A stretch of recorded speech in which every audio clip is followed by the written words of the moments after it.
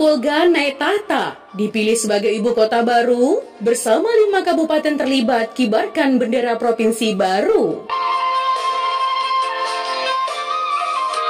Ya, ada sebuah kota mungil di Provinsi Sumatera Utara, ingin naik tahta menjadi ibu kota baru di provinsi baru yang sedang diperjuangkan. Kota kecil itu hanya luasnya cuma 41,31 km persegi, yaitu kota Sibolga.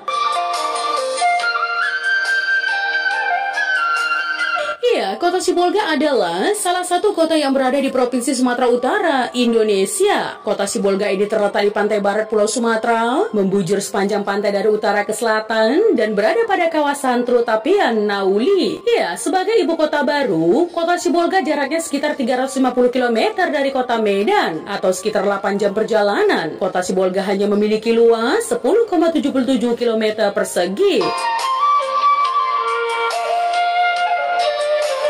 Ya, berdasarkan data Badan Pusat Statistik Kota Sibolga 2023, kota ini memiliki penduduk sebanyak 90.366 jiwa dengan kepadatan penduduk 8.391 jiwa kilometer persegi. Pada masa Hindia Belanda, teman, kota ini merupakan ibu kota dari Karsidenan Tapanuli. Setelah masa kemerdekaan hingga tahun 1998, Sibolga menjadi kota madya Sibolga.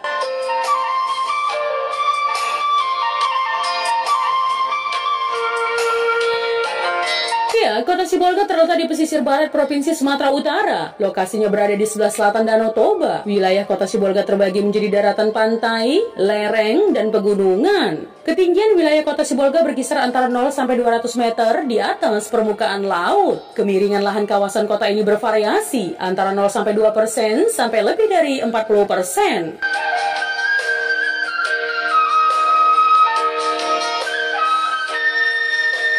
Iklim kota Sibolga termasuk cukup panas dengan suhu maksimum mencapai 32 derajat Celcius dan minimum 21,6 derajat Celcius. Sementara curah hujan di Sibolga cenderung tidak teratur di sepanjang tahunnya. Ya, pulau-pulau yang termasuk dalam kawasan kota Sibolga adalah Pulau Poncan Gadang, Pulau Poncan Ketek, Pulau Surudik, dan Pulau Panjang.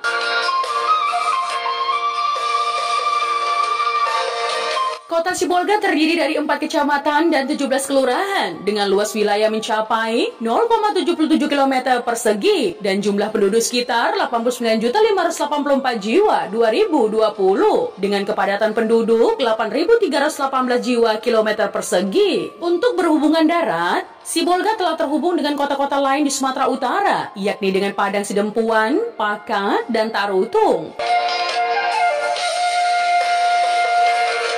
Berbagai model transportasi publik sudah tersedia dan biasanya berangkat pada pagi atau malam hari. Waktu tempuh sekitar 8 jam perjalanan. Melalui jalur udara, Sibolga juga dapat diakses melalui Bandar Udara Dr. Ferdinand Lumban Tobing yang berada di Tapanuli Tengah yang melayani rute dari ke Medan dan Jakarta. Pesawat yang digunakan masih berukuran kecil, meski jadwal penerbangan sudah mulai tertata rapi.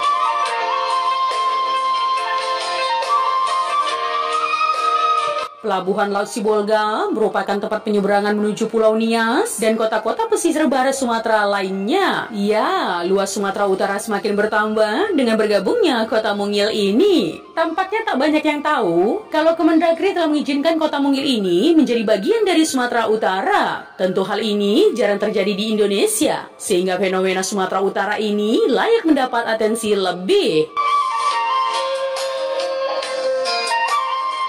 Bandingkan dengan Medan yang kini jadi ibu kota Sumatera Utara, luasnya mencapai 265 km persegi. Ukurannya hampir 6 kali lipat lebih kecil, sehingga layak disebut sebagai kota mungil. Keputusan ini diambil Kemendagri untuk merespon kondisi politik yang muncul. Ya, pemerintahan mengambil langkah berani agar kestabilan politik tetap terjaga.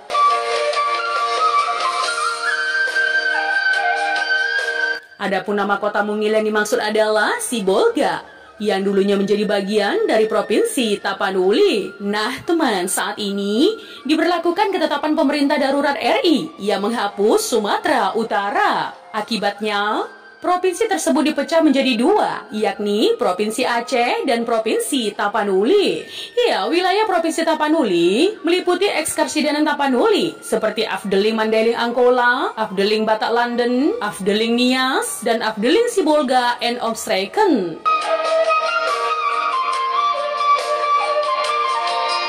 Adapun saat dibentuk menjadi provinsi, ibu kotanya adalah Sibolga. Meski luasnya hanya 41,31 km persegi. Dalam perkembangannya, ditetapkan peraturan pemerintah pengganti Undang-Undang Nomor 5 Tahun 1950. Melalui undang-undang tersebut, dibentuk kembali Sumatera Utara sebagai sebuah provinsi. Ya, hal itu mengakibatkan Provinsi Aceh dan Provinsi Tapanuli kembali bergabung termasuk Sibolga. Sejak 1956 teman, terjadi pemekaran untuk mengembalikan Aceh menjadi sebuah provinsi. Namun untuk eks-provinsi Tapanuli tidak dipisahkan, sehingga tepat menjadi bagian dari Sumatera Utara. Sampai saat ini, provinsi tersebut telah berkembang menjadi berbagai kabupaten dan kota. Bahkan jumlahnya saat ini ada 17 kabupaten dan kota, mulai dari Padang Sidempuan hingga Sibolga.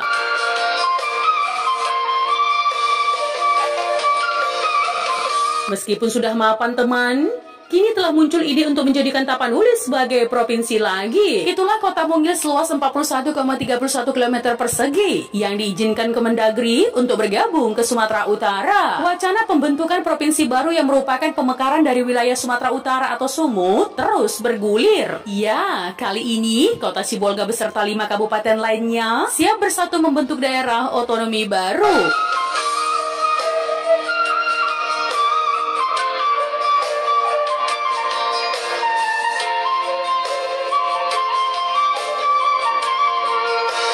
Provinsi Sumatera Utara Sumut dengan luas wilayah mencapai 72.981,23 km persegi memiliki tantangan besar dalam mengelola daerahnya. Daerah ini terdiri dari 8 kota dan 25 kabupaten. Ukuran provinsi yang besar tersebut berpotensi menciptakan hambatan akses informasi pemerintah di beberapa daerah, terutama yang dianggap terlalu jauh dari ibu kota provinsi. Hal itu tentu berdampak pada ketidakmerataan pembangunan di berbagai wilayah Sumut. Ya, munculnya isu pemekaran provinsi baru menjadi respon atas ketidakmerataan pembangunan tersebut.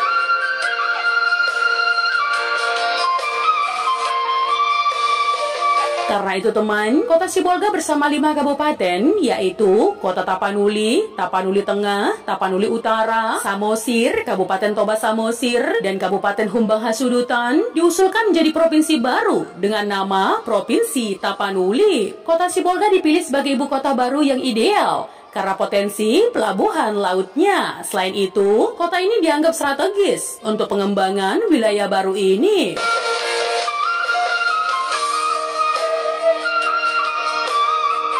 Para pendukung pembentukan Provinsi Tapanuli, termasuk Bupati Tapanuli Utara, Nixon Nababan, serta wakilnya Sarlandi Huta Barat. Ya, Nixon berharap bahwa pemekaran ini akan membawa dampak positif, meningkatkan kesejahteraan masyarakat, dan mempercepat pembangunan di wilayah-wilayah yang terlibat. Meskipun isu ini telah lama menjadi perdebatan, realisasi pembentukan Provinsi Tapanuli masih memerlukan persetujuan pemerintah pusat dan melibatkan proses panjang sebelum dapat terrealisasi. Proses pemekaran wilayah dan pembentukan provinsi baru merupakan langkah yang memerlukan pertimbangan matang serta dukungan dari seluruh stakeholder yang terlibat.